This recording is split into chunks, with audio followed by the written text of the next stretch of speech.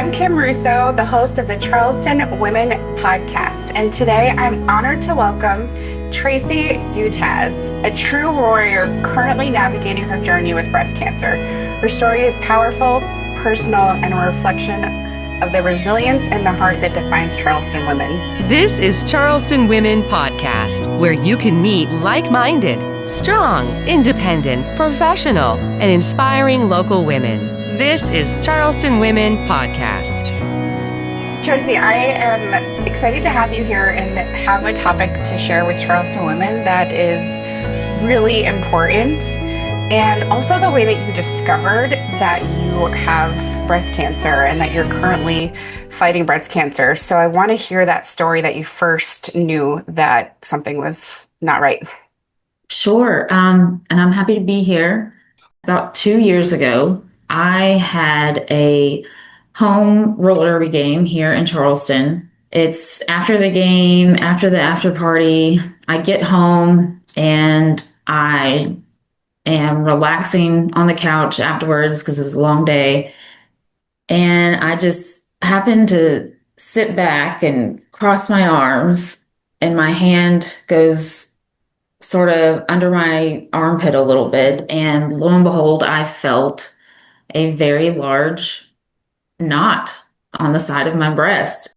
I didn't even have to poke around or anything. It was just that large. I could feel it. Wow. Laying my hand on it. What was your first feeling and reaction to that? I wasn't exactly freaked out or anything. I had had a benign cyst years ago previously, and I just kind of chalked it up to that. So once you discovered that, what was your first instinct and what did you do to kind of be proactive? Well, breast cancer runs in my family. So I have an amazing primary care doctor here in Mount Pleasant. I immediately called them that Monday to get in, and I was lucky to get in the very next day. My primary care doctor did an exam, and she also agreed that it's most likely benign, mainly because of how large it was. Right. If it was breast cancer or something serious, I would definitely have more side effects or other things going on, and I didn't. She got me in with for a mammogram, and it just sort of went downhill from there. So did you start to have side effects once you kind of were diagnosed? Not really. It was large, and I was swollen on my side and kind of my lymph nodes in my armpit area. But I was a tad overweight at the time, so I just thought I was getting fat. What was the first thing you did when you found out? What was your reaction, and how did you... That's a devastating thing I would feel for anybody. And how, being strong with the roller derby team, like how did it affect you from that day on? When it was confirmed that, Traci, you have breast cancer, it's an indescribable feeling. At the time I was 36, and I still even now, I feel too young to be going through this. It's one of those things where at that age, you still feel kind of invincible, and like that's never going to happen to me because I'm 36 and I play roller derby, And it took a while for it to set in. I mean, I don't think it really set in until I showed up for surgery one morning to get a port put in. Sometimes it still doesn't even feel real, to be honest. Yeah. But it was a shock to me, my family, my mother especially, and my close friends, and definitely a big shock to the roller derby team. Well, I'm sure just having you on here and sharing your story can help somebody, another woman that's listening in Charleston, and any woman really, to have a perspective from somebody going through it. You have an article that's out currently. Anybody's listening to this, it's the September-October 2025 issue of Mount Pleasant magazine. You mentioned in that article you have a mantra that is "Get busy dying." Can you explain where that came from and the whole meaning behind this mantra that you have? Most people view that as pretty negative, and most people feel like, no, you should get busy living. And to me, get busy dying isn't negative. It is positive for me. And I feel that the opposite, get busy living, makes me feel like I have more time than I do. My life is being drastically shortened. I don't ever want to feel like, well, I can do that later, or I can put that off a couple years, or anything like that, because I don't have that time. Get busy dying, it makes me feel like, okay, I'm going to book this trip now. I'm going to start working on this small goal now. So do you have to kind of use that to remind yourself, like in the moment, day to day, especially when you said that you Yeah. even feel like it's real. Yeah. It's a big mental challenge, I would assume. Yeah, absolutely. I do try to remember it every day, day to day. For example, if I don't want to go to practice for roller derby one night because of, well, I just don't want to go, I'm tired. I try to flip it and be like, you get to go to practice tonight Mhm. because there will come a time where I won't be able to ever play roller derby again. Mhm. And I don't want to waste that opportunity. In 1996, it was Southern Women to Women magazine. Now it's Charleston Women magazine. Charleston Women is all about strong, capable, confident, hardworking, nurturing, determined, dedicated, and inspiring women. Our readers are business owners, entrepreneurs, mothers, sisters, wives, and grandmothers. Pick up your copy of Charleston Women magazine at Charleston area Harris Teeters and Food Lions. Charleston Women magazine. We are Charleston Women. You're listening to the Charleston Women Podcast. So roller derby's been a big part of your life, and you said that definitely affected them. How has that helped you in this journey, and how has the team supported you? Yeah, the roller derby team has been amazing. I have so many amazing friends that currently skate and some that have retired that are a massive part of my support system. The high rollers, multiple people told me they were just devastated that I've never played on this team without you. What am I going to do? And I had to take last season off last year from skating, obviously, going through treatments and whatnot, but I was still able to be around and coach and go to most of the games and practices and really stay connected. A lot of team members reached out all the time, encouraging me to come but also giving me space and time to heal and come back when I can. It was very different for the team itself with me not being there. A few of my close skater friends reached out to me and told me they had never been on the high rollers without me on it. What am I going to do? And I told them, hey, you're going to be just fine. And I'll be your biggest support all the time, just like you have been for me. It was also devastating because I don't want to not skate.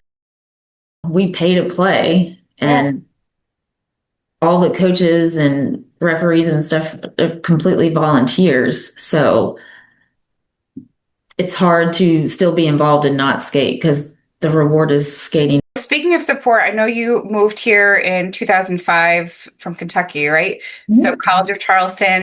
Fighting cancer here in Charleston, it's not like New York City or these meccas that they talk about. So what has been your experience, and what kind of support has Charleston given you? My care team, my doctors are through Roper, and I cannot brag on them enough, from my main oncologist to my surgeon to all my nurses at chemo and my radiation doctor and the radiation techs. Every single person I've had to deal with was just amazing. Always made me feel special, like you're an important patient, which is amazing. But also my job, Shermer Insurance Group has been super supportive, and even a lot of clients that found out through my bosses. It's a tight-knit network, insurance. The support was amazing. Even a local bar owner, Boston, who owns the Recovery Room downtown. Yeah. That's my home bar. He was amazing and hosted a party for me and a fundraiser. Charleston's been amazing. Going through cancer sucks. I mean, that's amazing that you could be staying at home and feeling that security and safety of home and still getting the care that you feel good with. You just came up on your 2-year anniversary of having cancer. Mhm. What has been the biggest life change perspective that you've had since the diagnosis? Literally everything has changed. So my life perspective has definitely changed. I went from thinking I was invincible to advocating for the age to get mammograms, start those to be a younger age. My life perspective has changed, circling back to the get busy dying. Anybody can live that mantra, not just someone who is ill. I was totally thinking that when you said that, I was like, I feel like this shouldn't just be somebody who's fighting cancer. It should be everybody. Yeah. Because you don't know when your next day is. Something that you also mentioned in the article is you're advocating for women to check themselves. My first mammogram was when I was 40. It's just something you don't think about, especially before 40. It's just not something that comes up. So what is your biggest advice to women? That's a great question. Advice for other women my age, younger, older, is definitely start doing the self checks as early as if you're watching this, do them. Every woman should be doing them. There's tons of resources online of how to do them properly and know what to look for. But also advocate for yourself. Ask your primary care and your insurance, what is the age that I can get a mammogram? And if I request one, can I get it? Will that be covered? And if you think it's worth it to pay out of pocket for it, do it. Early detection will save your life. Speaking out of pocket, what is the best way to support somebody who is fighting breast cancer and that's more personalized and can really make a difference? This is something I've learned along the way. The best way to support someone with cancer is if they need financial help, send money to them directly. If they have a GoFundMe or anything like that, do that directly. I try to tell anyone wanting to help anyone with cancer, even if they don't know someone, try not to donate to these big $1 million companies. Like, we all know the breast cancer companies. They don't provide as much assistance to those in need as they portray, as they say they do.